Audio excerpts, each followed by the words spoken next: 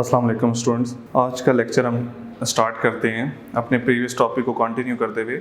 हमने अपनी पिछली वीडियो में सीखा था कि कॉन्जुगेट कैसे लेते हैं और मॉडुलस कैसे लिया जाता है। उसी से रिलेटेड आपकी बुक में एक्सरसाइज से प्रीवियस जो देखें अर्लियर एक थ्योरम आपके पास मौजूद है। आज हम इस थ्योरम को प्रूव करेंगे कि वो इस थ्योरम में जो है क्या कहना चाह रहा है और ऑथर हमें क्या सिखाना चाह रहा है आखिर इस थ्योरम के जरिए। ये कुछ एक इंपॉर्टेंट रिजल्ट है जिसको प्रूव किया जाएगा यहाँ पे। अब यहाँ पे थ्योरम की स्टेटमेंट है, if z is a complex number, अगर z एक कॉम्प्लेक्स नंबर है then absolute of x is greater than equal to 0। अब देखिए यहाँ तक बात खत्म हो जाएगी। अब एंड मतलब जिसे हम उर्दू में और कहते हैं कि और ये भी चीज साबित करनी है, हमने प्रूफ करनी है कि एब्सोल्यूट ऑफ z अगर 0 हो, if and only if z की वैल्यू 0 हो जाएगी। यानी कि इस थ्योरम में हमारे पास दो पार्ट हैं। पहला पार्ट क्या है? पहला पार्ट हमारे पास ये है कि अगर z एक कॉम्प्लेक्स नंबर है, ये तो दोनों के लिए ट्रू रहेगा कि अगर z एक कॉम्प्लेक्स नंबर हम ले लें और ये प्रूव करने, जैसा कि आप लोग अपने प्रीवियस क्लासेस में पढ़ते रहे थ्योरम्स, आपको बताया जाता है नॉर्मली कि इफ से लेके देन तक आपके पास गिवन है और देन के बाद टू प्रूफ होते हैं। तो अब हमारे पास देखें, if z is a complex number then absolute of z is greater than 0। सबसे पहले हमने इस चीज को ठीक है एवेलुएट करना है कि क्या ये चीज प्रूव होती है या नहीं। तो मैं यहाँ पे लिख लेता हूँ, if z is a complex number, यानी z अगर बिलोंग कर रहा है कॉम्प्लेक्स नंबर से, सो देन हमें ये चीज प्रूव करनी है कि absolute of z is greater than equal to 0। ये चीज अब हमने प्रूव करनी है। एंड के बाद वाले हिस्से को छोड़ दें, सबसे पहले हम इसको प्रूव करेंगे। जैसा कि बताया गया है कि देन तक हमारे पास गिवन है, ठीक है। अब एक कॉम्प्लेक्स नंबर को हम किस फॉर्म में लिखते हैं? Let z is equals to x plus iota y। हमारे पास हमने क्या कहा, z एक कॉम्प्लेक्स नंबर से बिलोंग कर रहा है, तो ऑब्वियसली z की जो फॉर्म है वो एक कॉम्प्लेक्स नंबर वाली फॉर्म होगी जिसमें रियल और इमेजिनरी पार्ट होते हैं, ठीक है। और हमने क्या प्रूफ करना है कि अगर z एक कॉम्प्लेक्स नंबर है तो उसके मॉडुलस जो है वो ग्रेटर देन इक्वल टू 0। अब हमने कल सीखा था कि मॉडुलस कैसे लेते हैं। अब यहां से इसका मॉडुलस क्या आएगा जी? ये चीज क्या इंप्लाई करती है कि modulus is equals to x square plus y square. ये हमारे पास मॉडुलस आ गया। टू प्रूव हमने यही करना है, यानी इस चीज को ग्रेटर देन इक्वल टू 0 साबित करने के लिए हमने इस चीज को ग्रेटर देन इक्वल टू 0 साबित करना है। अब आप गौर करें कि मॉडुलस कैसे बने। मॉडुलस बने दो रियल नंबर्स हैं उनके स्क्वायर से, क्योंकि जब हम यहाँ z लिखते हैं तो आगे हम लिखते हैं ये बात कि वेयर ये जो x y की वैल्यूज हैं ये कहां से बिलोंग कर रही हैं? x y belongs to some real set, यानी x और y जो है हमारे पास एक रियल नंबर्स हैं और इसका मॉडुलस ही है। अब अगर x एक रियल नंबर है, रियल नंबर यानी कि दुनिया में लिखे जाने वाला हर नंबर एक रियल है, हकीकी नंबर जिसे कहा जा सकता है, तो अगर x भी एक रियल नंबर है, y भी एक रियल नंबर है, तो क्या होगा? इनके स्क्वायर्स क्या आएंगे? आप किसी भी नेगेटिव नंबर का स्क्वायर लेके देख लें, आंसर हमेशा पॉजिटिव ही आएगा। सबसे मिनिमम आंसर इसका क्या आ सकता है? 0 का स्क्वायर ले तो वो 0 होता है। जैसे कि मैं आपको लिख के बता सकता हूं कि यहाँ पे अगर आप मिनिमम 0 का स्क्वायर लें तो वो 0 आएगा, लेकिन अगर किसी भी नेगेटिव नंबर का स्क्वायर ले लें तो भी आंसर क्या आएगा? Positive number. और पॉजिटिव नंबर का स्क्वायर ले लें तो आंसर क्या आएगा? तब भी पॉजिटिव नंबर। यानी कि मिनिमम हमारे पास स्क्वायर का आंसर 0 हो सकता है, उसके बाद पॉजिटिव ही रहता है, यानी ग्रेटर देन 0। हर चीज जो 0 से बड़ी होती है वो हम कहते हैं पॉजिटिव है, ठीक है। तो यहां पे मैं लिखूंगा since x square and y square are positive numbers. मैंने कह दिया यहाँ पे x square and y square जो है हमारे पास पॉजिटिव नंबर्स हैं, ठीक है। And minimum is equal to 0, यानी कम से कम ये जो है 0 पे जा सकते हैं, वरना पॉजिटिव ही रहेंगे।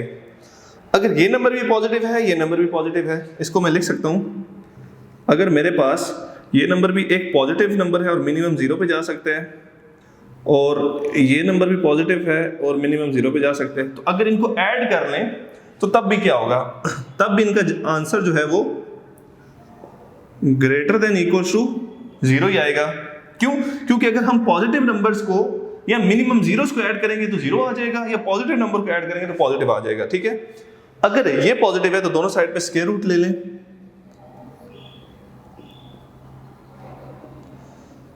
जब आप स्क्वायर रूट लेंगे तो क्या होगा, देख रहे हैं जीरो का स्क्वायर रूट तो जीरो ही होता है, तो स्क्वायर रूट भी पॉजिटिव आ गया। अब ये स्क्वायर रूट हमारे पास क्या वैल्यू थी, एब्सोल्यूट की, तो ये हिस्सा हमारे पास प्रूव हो गया कि एब्सोल्यूट जो है वो greater than equal to zero होते हैं। अब हम आते हैं नेक्स्ट पार्ट पे। अगेन मैंने बताया कि ये चीज सेम रहेगी, if z is a complex number then z absolute is greater than zero, ये हमने प्रूव कर लिया। एंड अब हमने ये साबित करना है कि z जो है उसका मॉडुलस अगर जीरो हो तो क्या z की वैल्यू भी जीरो आ जाएगी। इफ एंड ये जो होता है ना डबल f के साथ इफ, इसको हम पढ़ते हैं इफ एंड ओनली इफ। तो अब हम देखते हैं हमने क्या करना है, ये प्रूव करना है। Now if z belongs to some complex number, यानी अगर z एक complex number है,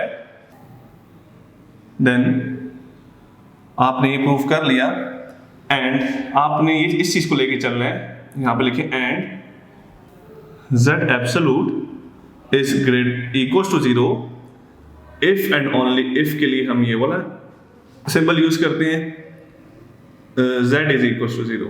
तो जब भी if and only if का जिक्र आता है तो सबसे पहले आपको ये चीज अज्यूम करके इसको प्रूफ करना होता है और फिर ये चीज अज्यूम करके इसको प्रूफ करना। ये डबल एरो दिखाने का क्या मकसद था कि आपको पता चल जाए इफ एंड ओनली इफ में क्या होता है कि पहले इसको लेके इस तरफ की तरफ जाना होता है, निशान की तरफ, और इसको लेके इस तरफ।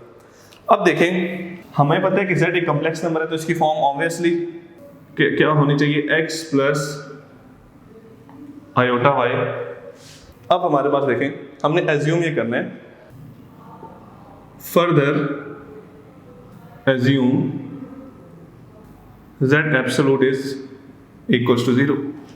अब z absolute equals to zero हो गया है तो z एब्सोल्यूट हमारे पास क्या होता है, हमें पता है कि z एब्सोल्यूट हमारे पास ये होता है, हमने इसको इक्वल्स टू जीरो कर लिया।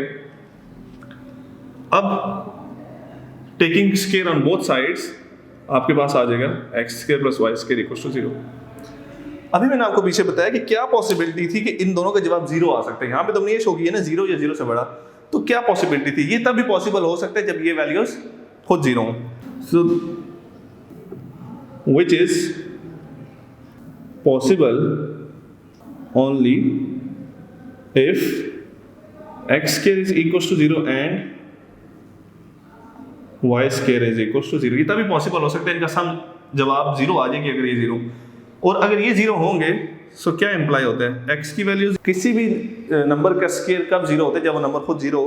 तो हमने लिख दिया x भी जीरो है y भी जीरो है, इसीलिए इनके स्क्वायर वैल्यू जीरो है। अगर ये दोनों जीरो साबित हो गए तो z क्या हो जाएगा, so z is equals to zero plus zero iota, क्योंकि वो x प्लस y आयोटा था। और हमारे पास ये प्रूव हो गया कि हमने क्या किया, हमने ये सपोज किया था कि जो एब्सोल्यूट है वो जीरो के बराबर है।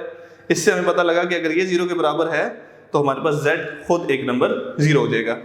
ये तो हमने इसको एज्यूम किया था, ये प्रूफ किया था। अब हम इसको एज्यूम करके इसको प्रूफ करते हैं। तो कन्वर्सली हमने किस तरह काम करना है, अब हमने एज्यूम करना है conversely let z equals to zero. अगर z जीरो आ गए तो इस जीरो का क्या मतलब है कि z is equals to zero plus zero iota. अब आप इसका मॉडुलस ले लें, मॉडुलस क्या होता है, जीरो का स्क्वायर प्लस रियल पार्ट का स्क्वायर प्लस इमेजिनरी पार्ट का स्क्वायर। ये हमारे पास इसका मॉडुलस आ गया और हमारे पास इसके मॉडुलस का जवाब क्या हो गया, जीरो। तो देखिए अब हमने क्या किया, z को जीरो लेके चले हैं और हमारे पास एब्सोल्यूट वैल्यू भी जीरो हो गई है। तो देखिए थ्योरम को प्रूव करने से पहले, ये मैंने आपके सामने एक थ्योरम सारा प्रूफ किया है, इसको प्रूफ करने से पहले हमारे पास सबसे ज्यादा जरूरी चीज क्या थी कि इसको समझना कि आखिर हमसे मांगा क्या जा रहा है। अगर हमें ये समझ नहीं आई कि आखिर हमसे क्या मांगा जा रहा है तो क्या आप किसी को चीज दे सकते हैं, कभी भी नहीं। तो थ्योरम में सबसे पहले जरूरी होता है कि हम ये समझें कि हमसे क्या मांगा जा रहा है और किस तरीके से हमने प्रोवाइड करना है।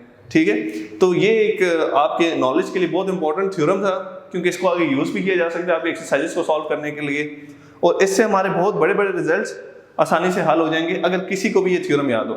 ठीक है, तो अब हम नेक्स्ट आगे चलते हैं, कॉम्प्लेक्स नंबर की फर्दर प्रॉपर्टीज को देखते हैं, जो हमारे पास basic algebraic operations on complex number. कि अलजब्राइक का मतलब क्या होता है, जो आपने अलजब्रा पढ़ा है, प्लस माइनस करना, डिवाइड करना, मल्टीप्लाई करना, तो ये सारी चीज़ें देखेंगे। हाँ जी, अब बेसिक अलजब्रा में सबसे पहली चीज़ जो हम बचपन से सीखते आ रहे हैं कि किसी भी दो नंबर्स को ऐड करना। तो यहाँ पे हम देखेंगे दो कॉम्प्लेक्स नंबर्स को कैसे ऐड किया जाता है। सो सबसे पहली चीज़ हम जो करेंगे, addition of two complex number. ठीक है, सबसे पहले हम यहाँ पे एडिशन सीखेंगे कि दो कॉम्प्लेक्स नंबर को कैसे ऐड किया जाता है। लेट्स सपोज हमारे पास दो कॉम्प्लेक्स नंबर है, let z is equals to x plus iota y and w is equals to a plus iota b, where x, y, a, b belongs to real set। यानी मेरे पास दो complex number जो हैं, एक z है और एक w है। अब इनको ऐड कैसे करेंगे? देखें, जब भी हमें दो नंबर्स को ऐड करना होता है तो हम क्या करते हैं, यहाँ पे लिखेंगे z प्लस w।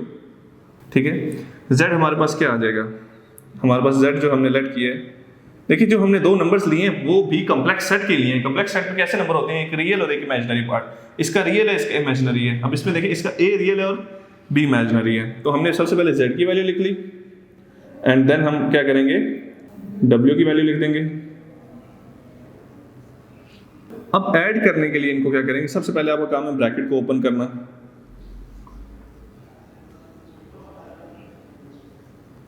ये ब्रैकेट ओपन होगी, x प्लस a। आपका काम है कि रियल को रियल में ऐड करना है। आपने रियल को रियल में और इमेजिनरी को इमेजिनरी में ऐड करना है। कॉम्प्लेक्स नंबर के ये ऑपरेशन है, इसके अलावा आप नहीं कर सकते। सो x plus a plus y plus b iota. Iota मैंने इनमें से कॉमन ले ली और ये इनकी जो है हमारे पास एडिशन आ गई। Similarly we can perform subtraction between two numbers. So यहाँ मैं नोट लिख देता हूँ।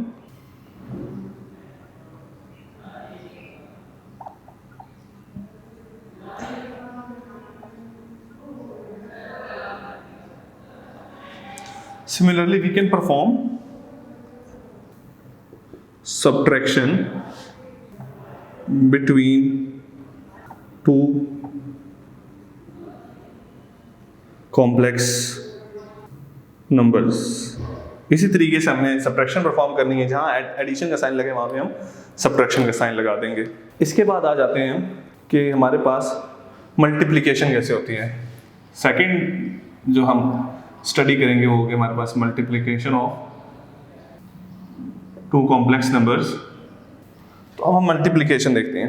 हमारे पास अगेन दो कॉम्प्लेक्स नंबर हैं, हम लेट करेंगे let z is equals to x plus iota y and w is equals to a plus iota b या b आयोटा। हमें सिर्फ आयोटा जो है, मैंने आपको पहले ही बताया था अपने फर्स्ट लेक्चर में, कि सिर्फ इस चीज़ के आइडेंटिफिकेशन के लिए होता है कि क्या ये इमेजिनरी पार्ट है या नहीं। अब हमने इन दोनों को मल्टीप्लाई करना है, z टाइम्स w। तो हम लिखेंगे x plus iota y a plus b iota. ये याद रखिएगा, a b जो है वो कोई भी कॉम्प्लेक्स नंबर नहीं है, ये रियल नंबर है। a b x y ये रियल है। Complex number z and w है। तो यहाँ पे मैं आगे अगेन लिख देता हूँ कि x, y, a and b belongs to real numbers. असल में ये दो रियल नंबर्स में, ये सारे हैं, ये कोई भी रियल नंबर्स हो सकते हैं, 1 2 3 4 पॉइंट्स में हो सकते हैं, फ्रैक्शन में हो सकते हैं। तो अब आपने मल्टीप्लिकेशन का जो तरीका सीखा है दो ब्रैकेट्स का, सबसे पहले पहले ब्रैकेट के पहले एलिमेंट को लिखते हैं और इसको मल्टीप्लाई कर देते हैं इसके साथ, अगली ब्रैकेट के साथ। फिर आप क्या करते हैं, पहली ब्रैकेट के दूसरे एलिमेंट को लिखते हैं और इसको भी मल्टीप्लाई कर देते हैं। अब क्या होगा आपके पास, देखें, अब आपने क्या करना है, x को मल्टीप्लाई करना है a के साथ, x b iota plus a y iota, और जब इसको इसके साथ करेंगे बी वाई, आयोटा को आयोटा के साथ किया आयोटा स्केयर। ये बात याद रखिएगा कि आयोटा की पावर 1 के अलावा हमारे लिए एक्सेप्टेबल नहीं है इसमें कॉम्प्लेक्स नंबर में। देखिए हम जो भी लिखते हैं a plus b iota power 1, iota सिर्फ सिंपल आ रहा है, आयोटा का स्केयर नहीं आ रहा, कुछ नहीं आ रहा। तो मैंने शुरुआत में एक बात बताई थी आपको अपने लेक्चर्स के स्टार्टिंग में कि iota square equals to 1 Euler notation थी, यानी जहां पे आयोटा स्केयर आएगा वहां पे हम क्या सब्स्टिट्यूट कर देंगे, -1। यहाँ पे हमारे पास आयोटा स्केयर आ रहा है, ठीक है। तो अब हमने इसको क्या करना है, x times a x b iota plus a y iota plus b y -1, iota square की जगह -1 आ गया। अब आप जब इसको परफॉर्म करेंगे तो x a plus x b iota plus a y iota minus b y, ये एक रियल पार्ट है, ये एक रियल पार्ट है, और ये दोनों इमेजिनरी हैं। सो फर्दर हम अगर इसको लिखें तो x माइनस बी वाई एक ही हो गया, प्लस आयोटा कॉमन ले लें x B plus a y iota. देखें जब हमने दो कॉम्प्लेक्स नंबर्स को ऐड किया था तो जवाब हमारे पास क्या आया था, एक real part plus imaginary part. यहाँ पे भी हमने जब मल्टीप्लाई किया तो ये देखिए हमारे पास ये जो आ रहा है, ये हमारे पास आ गया रियल पार्ट, और ये जो आ रहा है ये आ गया इमेजिनरी पार्ट। तो ये चीज़ याद रखिएगा कि जब भी हम क्या करेंगे कि किसी भी कॉम्प्लेक्स नंबर के ऊपर ऑपरेशन लगाएंगे, एडिशन का, सब्ट्रैक्शन का, मल्टीप्लिकेशन का, इवन के डिवीजन का भी, तो क्या होगा कि हमारे पास जो आंसर आएगा वो हमेशा एक रियल और एक इमेजिनरी, एक रियल एंड एक इमेजिनरी पार्ट, एक के साथ आयोटा लाजमी लगा होगा। अगर आपको नहीं नजर आ रहा आयोटा लगा हुआ तो इसका मतलब है उसका इमेजिनरी पार्ट 0 है। ऐसा नहीं है कि वो एक कॉम्प्लेक्स नंबर नहीं है, वो भी कॉम्प्लेक्स नंबर ही है, लेकिन उसका एक पार्ट 0 होता है। लेट्स सपोज जैसे कि मैं कहता हूँ मेरे पास है z इक्वल्स टू 3, ये भी एक कॉम्प्लेक्स नंबर ही है, लेकिन इसको हम लिख सकते हैं z equals to 3 plus 0 iota. तो इसमें हमारे पास जो पार्ट है इमेजिनरी पार्ट वो 0 है। अगर लेट्स सपोज w मेरे पास आया है आयोटा, तो इसका मतलब ये है कि इसका रियल पार्ट 0 है, 0 प्लस आयोटा। तो इस तरह से हमने डील करना है। ये आज की यहाँ तक हम एंड करते हैं कि हमने यहाँ पे सबसे पहले एक थ्योरम को सीखा ये कैसे प्रूफ किए जाते हैं, उसके बाद हमने बेसिक अलजेब्राइक ऑपरेशंस के ऊपर काम किया जिसमें एडिशन एंड मल्टीप्लिकेशन को हमने परफॉर्म किया। डिवीजन का प्रोसेस थोड़ा सा लॉन्ग है, बहुत इंपॉर्टेंट है समझने के लिए, उसको इंशाल्लाह हम अपने नेक्स्ट लेक्चर में स्टार्ट करेंगे। Thank you.